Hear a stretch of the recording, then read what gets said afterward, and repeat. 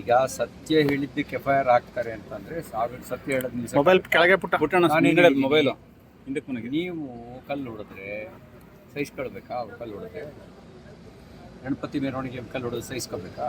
ಅವ್ರ ಬಗ್ಗೆನೂ ಹಂಗೆ ಮಾಡೋದು ಸಹಿಸ್ಕೋತಾರ ಅವರು? ಅವರ ದೇವ್ರ ಬಗ್ಗೆ ಹಂಗೆ ಮಾಡಿದ್ರೆ ಅವ್ರು ಸಹಿಸ್ಕೋತಾರ?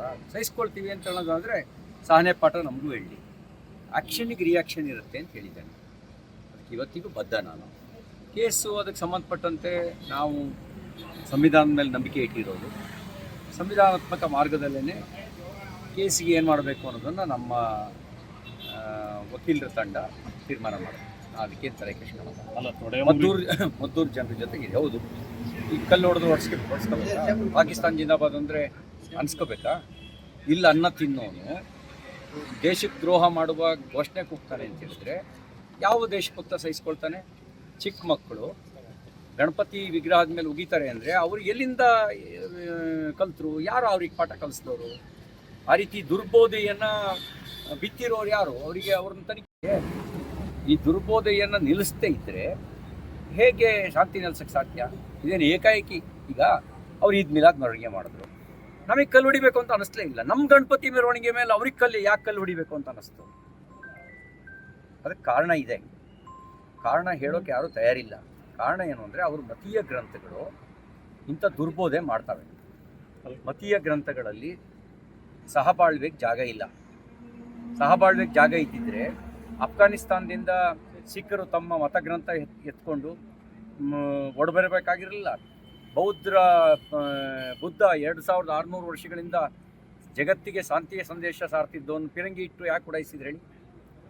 ಯಾಕೆ ಉಡಾಯಿಸಿದ್ರು? ಸುಮ್ಮನೆ ಉಡಾಯಿಸಿದ್ರ?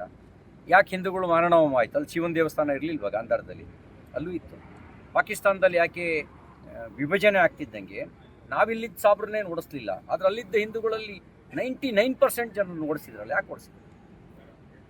ಬಾಂಗ್ಲಾದೇಶದಲ್ಲಿ ಯಾವುದು ಬಂಗಾಳ ದುರ್ಗಾ ಪೂಜೆಗೆ ಜಗತ್ತಿನಲ್ಲೇ ಖ್ಯಾತಿಯಾಗಿತ್ತು, ಬಾಂಗ್ಲಾ ಆದ ತಕ್ಷಣವೇ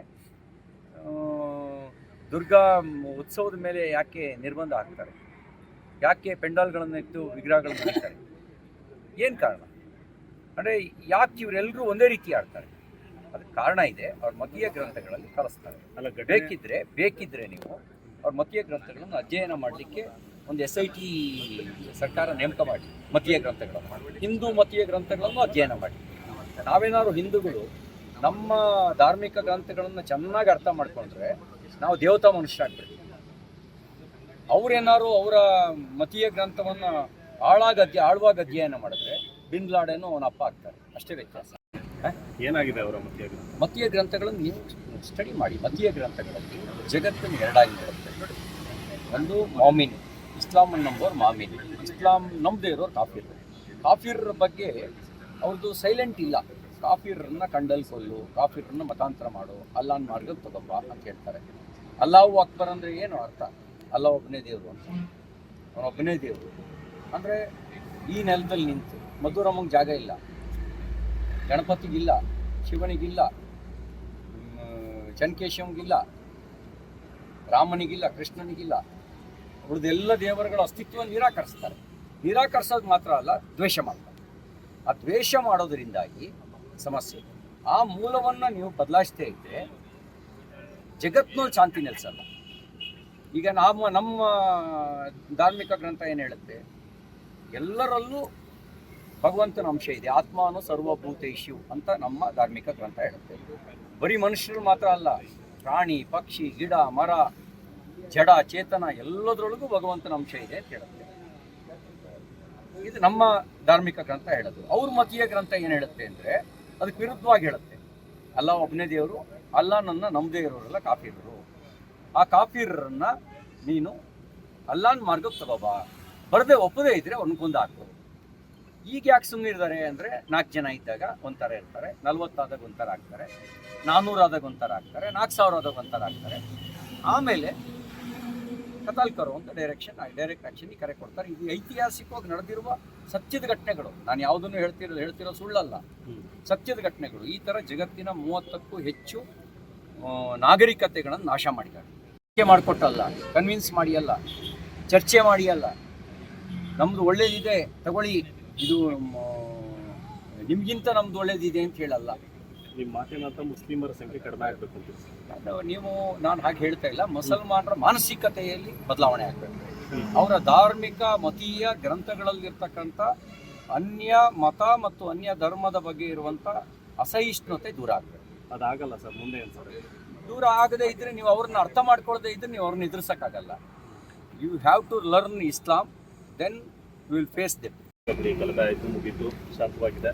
ಆದರೆ ಪ್ರಗತಿಪರರ ಒಂದು ಪ್ರತಿಭಟನೆಗೆ ಮುಸ್ಲಿಮರು ಧನ ಸಹಾಯ ಮಾಡಲಿಲ್ಲ. ಏನಂದರೆ ಪ್ರಗತಿಪರರು ಬರಲಿ, ಈಗ ಪ್ರಗತಿಪರರು ಅಂತ ಅನ್ಸ್ಕೊಳ್ಳೋಕೆ ಒಂದು ಮೆರಿಟ್ ಬೇಕಲ್ವಾ? ಮನೆ ಹಾಳು ಮಾಡೋದು, ದ್ವೇಷದ ವಿಚಾರಕ್ಕೆ ಸಪೋರ್ಟ್ ಮಾಡೋದು ಪ್ರಗತಿಪರರ ಕೆಲಸ ಆಗಲ್ಲ.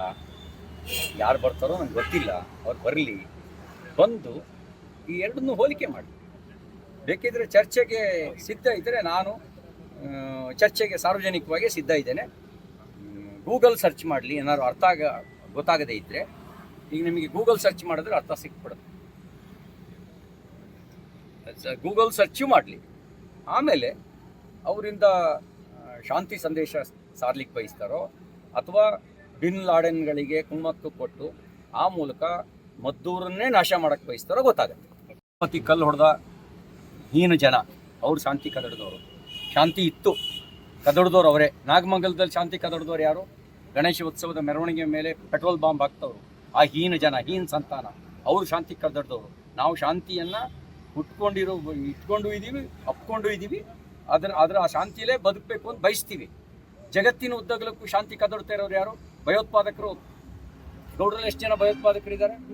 ಲಿಂಗಾಯತರಲ್ಲಿ ಎಷ್ಟು ಜನ ಭಯೋತ್ಪಾದಕರಿದ್ದಾರೆ? ಶೆಟ್ರಲ್ಲಿ ಎಷ್ಟು ಜನ ಇದ್ದಾರೆ? ಕುರುಬ್ರಲ್ಲಿ ಎಷ್ಟು ಜನ ಇದ್ದಾರೆ? ಸಾಬ್ರಲ್ಲಿ ಎಷ್ಟು ಜನ ಇದ್ದಾರೆ? ಯು ಹ್ಯಾವ್ ಟು ಕಂಪೇರ್ ಮಾಡಿ ಗೊತ್ತಾಗುತ್ತೆ. ಇದೇ 22ನೇ ತಾರೀಕು ಫಸ್ಟ್ ಕೊಳೆ ಯಾವುದು ಅಂತ ತಿಳ್ಕೊಂಡ್ವಿ. ಕೊಳೆ ಯಾವುದು ಅಂತ ತಿಳ್ಕೊಂಡ್ರೆ ತೊಳೆಯೋಕ್ಕೆ ಸುಲಭ. ಕೊಳೆ ಯಾವುದು ಅಂತ ತಿಳ್ಕೊಳ್ಳದೆ ಇದ್ದರೆ ತೊಳೆಯೋಕ್ಕೆ ಹೆಂಗೆ ಸಾಧ್ಯ? ಕೊಳೆ ಯಾವುದು ಅಂತ ತಿಳ್ಕೊಳ್ಳಿ.